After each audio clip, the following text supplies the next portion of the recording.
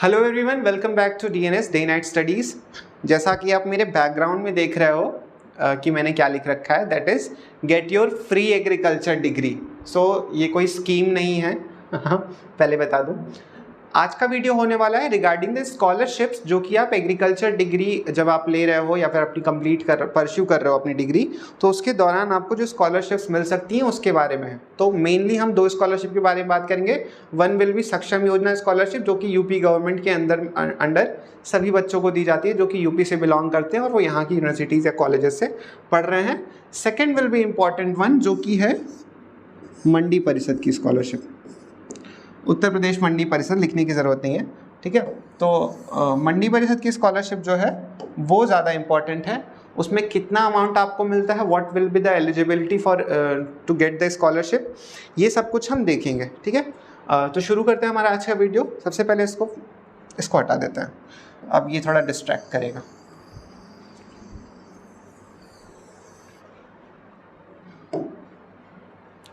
शुरू करते हैं आज का वीडियो। आज के वीडियो में हम बात करेंगे उन दो स्कॉलरशिप्स की जो आपको बीएससी एग्रीकल्चर करते वक्त इजीली अवेलेबल होती है, जिससे कि आप लगभग अपना एग्रीकल्चर का जो कोर्स है वो फ्री ऑफ कॉस्ट कंप्लीट कर सकते हो। आपको घर से कुछ भी लगाने की ज़रूरत नहीं, फॉर एजुकेशन पर्पस, ठीक है।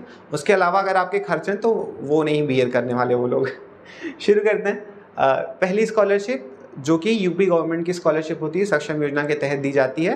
This is a scholarship cum fee reimbursement program है, जिसमें कि आपकी जो फीस है वो रिम्बर्स कर देती है आपकी उत्तर प्रदेश गवर्नमेंट जो है, स्टेट गवर्नमेंट वो रिम्बर्स कर देती है। इसका सिंपल तरीका है कि जब आपका एडमिशन हो जाए तब इस स्कॉलरशिप का फॉर्म आता है, आपको अपनी फ़ी रिसीट लगानी होती है और अदर जो भी चीज़ें ज़रूरी हैं उस फॉर्म को फिलअप करने के लिए वो अटैच करना होता है। ऑनलाइन इसका पूरा एप्लीकेशन होता है, वो आपको यूपी गवर्नमेंट की साइट के थ्रू स्कॉलरशिप की साइट के थ्रू पता चल जाएगा। आप वहाँ से जाके उसको चेक कर सकते हो, फिल कर सकते हो फॉर्म को। और आपको बस करना क्या होता है कि ऑनलाइन जाके ये फॉर्म फिल करना होता है और उसकी एक हार्ड कॉपी अपने कॉलेज में सबमिट करनी होती है, सो दैट कि वो उसको वेरीफाई कर दें। उसके बाद आपकी स्कॉलरशिप आपके अकाउंट में ट्रांसफ़र कर दी जाती है। इसके लिए कुछ एलिजिबिलिटी जो मेन है कि आपको ग्रेजुएशन डिग्री में आपका एडमिशन हो जाना चाहिए, सबसे इम्पॉर्टेंट, जिसके लिए आपको फ़ी रिसीट अगेंस्ट जिसके मिलेगी। दूसरी चीज़ कि आपको एक सर्टेन एनुअल इनकम के नीचे ही होना चाहिए। So I think, I am not sure about it, but it's 2 lakh per annum आपकी फैमिली इनकम होनी चाहिए। उसके नीचे अगर आप हो तो आप उसके लिए एलिजिबल हो, आप वो फॉर्म अप्लाई कर सकते हो। दूसरी जो मेन स्कॉलरशिप है वो है मंडी परिषद की स्कॉलरशिप। मंडी परिषद स्कॉलरशिप में आपको एक अच्छा खासा अमाउंट मिलता है, दैट इज़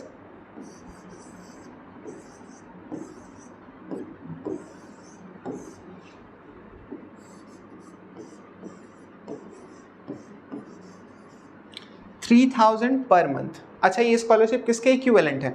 आप आपने जनरली किसी कॉलेज में एडमिशन ले लिया जो कि मंडी परिषद के अंडर आता हो, है ना। बनारस में से 10 कॉलेजेस हैं लगभग, शायद मेरे ख्याल से।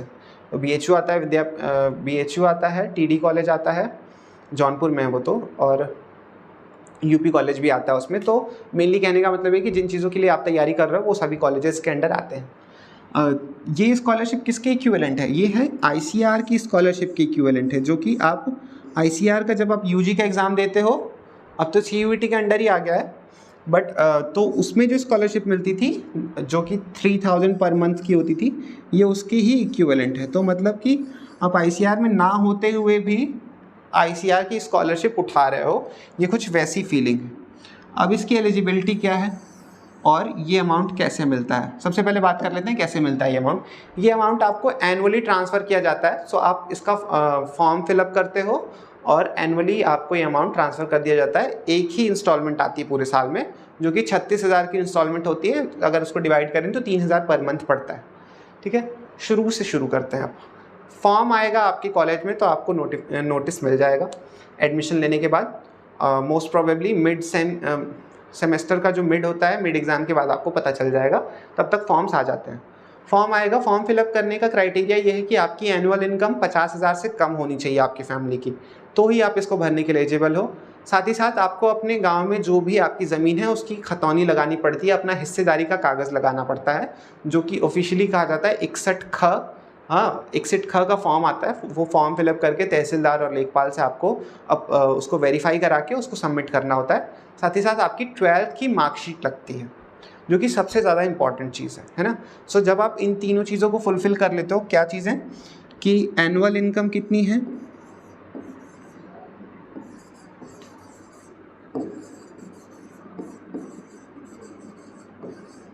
Annual income will be up to 50K, 50,000 per year होगा, है ना, या पर एनम आपकी एनुअल इनकम होनी चाहिए। ये पहली एलिजिबिलिटी है आपकी। दूसरी, आपके गांव का जो भी खेत है उसकी आपको हिस्सेदारी का कागज़ लगाना पड़ता है ना। हिस्सेदारी का मतलब कि आपके नाम पे कितने ज़मीन है, आपके पापा के नाम पे कितनी ज़मीन है, तो इसको हम बोलते हैं, अगर लीगली बोला जाए तो, हालांकि अब तो 61 ख के नाम से ये बहुत कम ही पॉपुलर है, आप सीधा सीधा हिस्सेदारी कागज़ बोल सकते हो।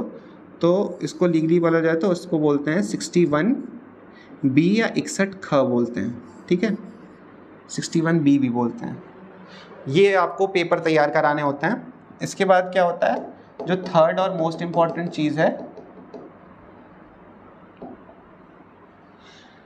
थर्ड एंड मोस्ट इम्पॉर्टेंट चीज़ है, दैट इज़ योर 12th का जो आपका मार्कशीट है, आपके 12th के मार्क्स, जिसके बेसिस पे आपका मेरिट बनाया जाता है। हाँ, अभी मैं बताता हूँ मेरिट क्यों बनता है।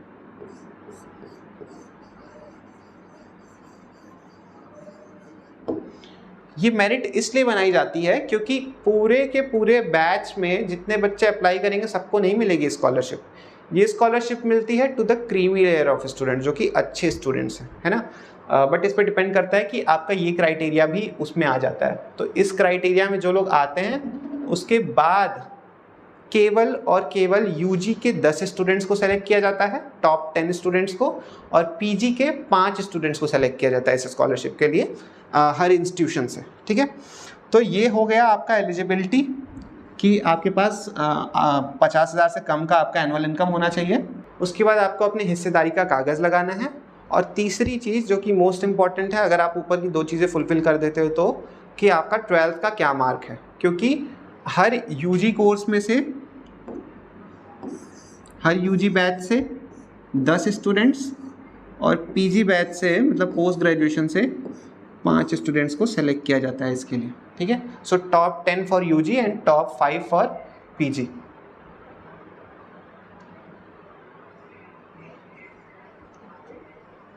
समझ में आया?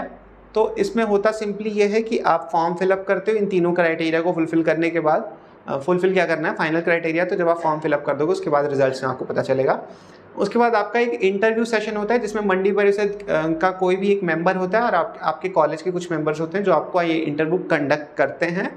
इंटरव्यू में एज सच ऐसा कुछ पूछा नहीं जाता है। They will ask you about your family background और आप कैसे हो, स्टडीज़ में क्या इंटरेस्ट हैं, हॉबीज़ हैं, ये सब चीज़ें पूछते हैं। 1-2 क्वेश्चंस आपके एग्रीकल्चर से पूछ सकते हैं टू जज योर नॉलेज कि आप इसके लिए डिजर्विंग हो कि नहीं हो।